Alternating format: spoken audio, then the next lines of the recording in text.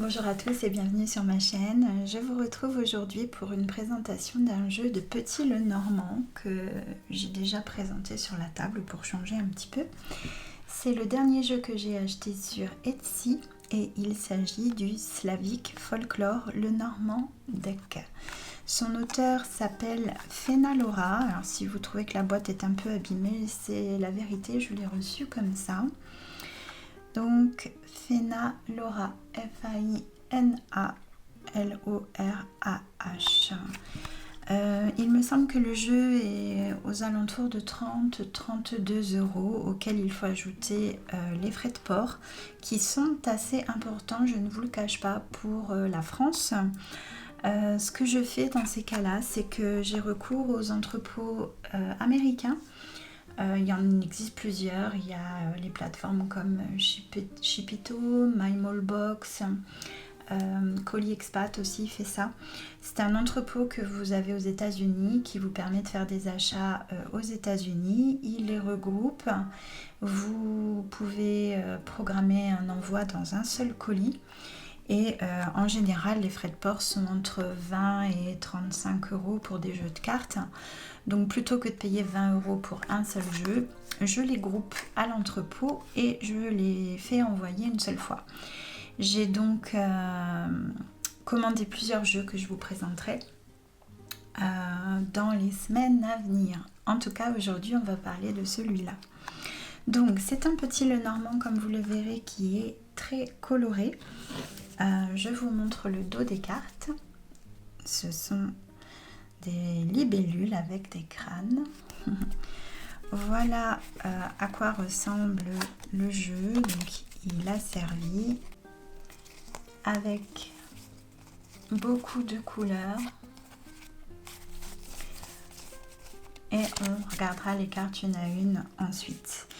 Le jeu est fourni avec des petites cartes explicatives sur lesquelles je reviendrai en vous présentant le jeu. Je vous montre un petit peu à quoi ça ressemble quand même. Vous avez une explication plutôt orientée développement personnel d'ailleurs, ce qui est rare sur du Le Normand. Et vous avez la légende ou le texte qui explique l'illustration de la carte. Ce jeu est, je vais vous montrer avec le cavalier qui est là. Ce jeu est assez particulier. Alors pour le cavalier, ce ne sera pas ce qu'il y a de plus flagrant, mais les illustrations ne correspondent pas à ce que l'on connaît. Du coup, je vous le dis tout de suite, ce n'est pas un jeu que je recommande aux débutants. Je vais vous montrer là avec le livre, ce sera encore plus parlant. Vous voyez la carte du livre, il n'y a pas de livre. Et vous avez également des poissons qui se promènent, sachant que les poissons, c'est donc une carte du petit Le Normand.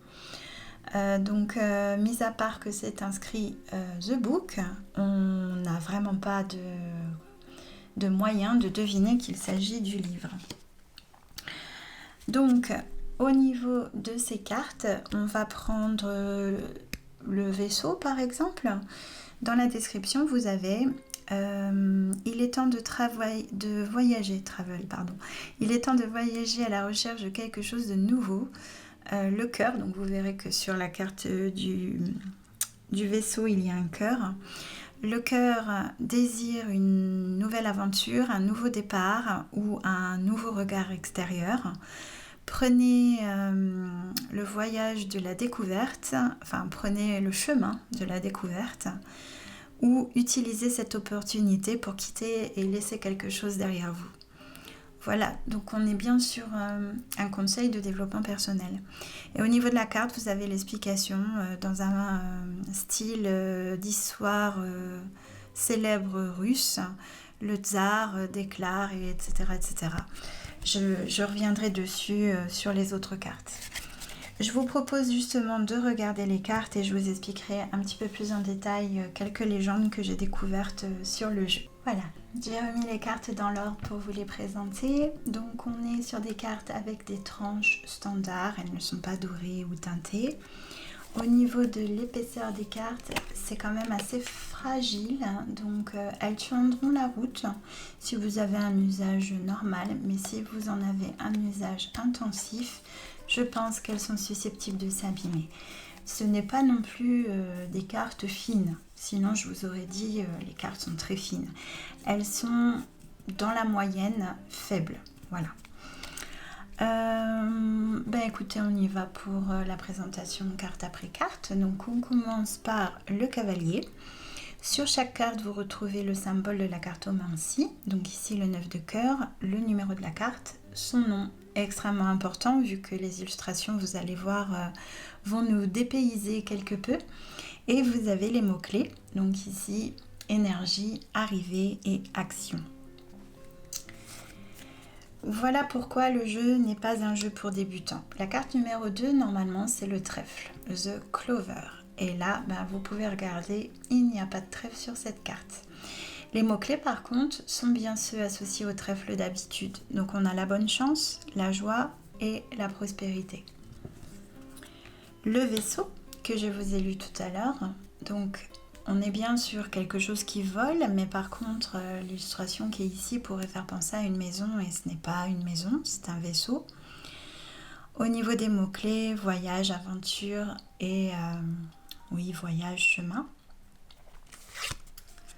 Voilà la carte de la maison. Vous allez voir que d'autres cartes peuvent correspondre à la maison également. Alors, par contre, au niveau illustration, couleur, je trouve le jeu vraiment magnifique. Il est vraiment très très beau. Et c'est pour ça que je vous le présente déjà, parce que je l'aime beaucoup. Et ensuite, il va nécessiter un petit peu de travail, mais je pense qu'il vaut la peine. Les nuages. Donc là encore, pour moi, ça aurait pu être une carte qui représente le vaisseau. Mais ce sont les nuages. Il y a autre chose qui est gênant, c'est le fait que d'habitude dans les nuages, on a un côté plus clair, un côté plus foncé. Et là, ce n'est pas représenté. Donc, par convention avec votre jeu, vous allez voir aussi sur d'autres cartes, ça va être à vous de un petit peu vous adapter. On peut voir qu'ici, il y a une légère ombre par exemple, et on peut considérer que la lune est claire. Donc, le côté le plus clair sera celui-ci et le plus sombre, celui-là. Ici, vous avez le serpent, carte numéro 7, mais vous voyez qu'il est entouré autour d'un arbre. À ne pas confondre donc avec la carte numéro 5. The Grave, donc ici vous avez le cercueil. On peut quand même retrouver, deviner un petit peu de quoi il s'agit. Le bouquet. Alors ça c'est une carte que lorsque j'ai découvert le jeu qui a fait que j'ai fait des recherches. Et je vais vous montrer tout de suite. Vous avez sur la petite carte qui est jointe la signification et le pourquoi. Donc sur l'illustration du bouquet, on a les mots-clés, récompense, plaisir et flatterie. On a ce personnage avec la tête qui fume qui tient un bouquet. Et dans les explications ici, l'auteur nous explique que en accord avec un ancien conte slave, il y a, alors ferne, je ne sais pas ce que c'est, mais en gros, il y a certaines fleurs qui fleurissent uniquement une nuit durant le solstice d'été. Elles sont gardées par des esprits diaboliques qui deviennent fous lorsque l'on prend les fleurs. Et du coup, on a bien l'explication du pourquoi de cette illustration à un moment un peu sombre. Le feu, au solstice d'été, c'est aussi un moment propice. Et puis, vous avez cette personne avec ce bouquet, donc il a dû prendre les fleurs. Voilà, ça c'est toute l'essence de ce jeu le Normand. Vous allez en voir d'autres. Il y a la légende sur chacune des cartes. Ici donc The Reaper, c'est la carte numéro 10 si vous connaissez vos cartes par cœur. Donc il s'agit bien de la faux, mais elle n'est pas représentée. Donc on a aussi une habitude avec la faux, c'est de dire souvent qu'elle coupe ce qui est situé du côté de sa lame. Et là aussi, par convention, il va falloir choisir. Personnellement, ce personnage me fait penser à la mort avec les corbeaux. Donc pour moi, la faux, le personnage regarde à gauche et donc la faux va couper ce qui est situé à gauche. Bien entendu, de toute façon, ce sera la convention de votre choix. Votre jeu ne va pas vous dire qu'il n'est pas d'accord. Enfin, je ne pense pas qu'il parle. Ou alors, justement, il décidera de ne plus parler si jamais la convention ne lui plaît pas. Ici, un autre exemple, The Club, donc carte numéro 11, il s'agit du fouet. Alors, moi, mon point de repère, du coup, j'ai pris le balai, cet aspect un peu foin. Les mots-clés sont là, conflit, opposition, drama. Donc, pour le fouet. Ici, on a une très jolie carte d'oiseaux. Donc d'habitude, les oiseaux sont 2 sur les cartes que l'on connaît. Et d'ailleurs, le chiffre 2 est souvent associé aux oiseaux. Là, il n'y en a qu'un. Donc à vous de vous adapter à ce jeu. The Child, ça c'est simple. Le renard qui est ici représenté avec une femme, donc on pourrait penser que c'est la consultante, mais en fait pas du tout. C'est bien le renard. L'ours, donc là on a bien l'aspect... l'ours c'est le capital financier, le patrimoine, mais c'est aussi parfois, selon son accompagnement, la mère et le côté protecteur. Et je trouve que là, dans cet ours, on a vraiment ce côté protecteur. Ici, ce n'est pas une femme, ce n'est pas la consultante, mais bien les étoiles qui sont représentées. Alors, une des cartes les plus compliquées pour un débutant, puisque si je vous dis que c'est la cigogne, vous allez avoir du mal. Hein. Non seulement le nom n'est pas le bon, The Herald, mais en plus, le personnage n'est pas du tout une cigogne. Mais pourtant, c'est bien la carte numéro 17.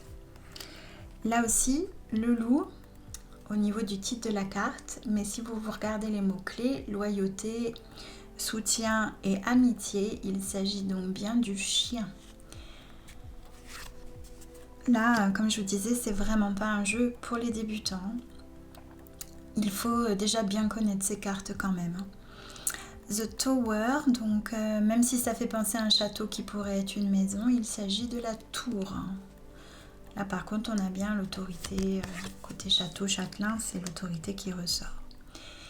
Même si ici vous avez une jolie petite maison, on est dans les jardins. Voilà. Alors cette carte m'a posé beaucoup de difficultés, la montagne. Là encore, en prenant carte numéro 21, je vais essayer de retrouver pour vous montrer. En prenant la petite carte descriptive, on a l'explication. Vasilisa est un personnage du folklore russe qui est persécuté par une variété, donc par un très grand nombre de méchants populaires. Et elle arrive à surmonter les challenges et les défis que ça représente en utilisant, je pense que c'est le crâne, donc Grit, ça doit être le crâne, et l'aide de ses amis. Donc là, en fait, ce personnage illustre les difficultés qui sont à surmonter. Et en effet, donc on a bien une illustration de la carte de la montagne ou des monts. Une fois qu'on connaît la légende, on comprend. Les chemins, donc petit point de repère avec les différentes pancartes. Les souris, celle-là, elle est assez facile. Dans ma convention de ce jeu, elle grignote ce qui est à droite, alors que d'habitude c'est plutôt ce qui est à gauche.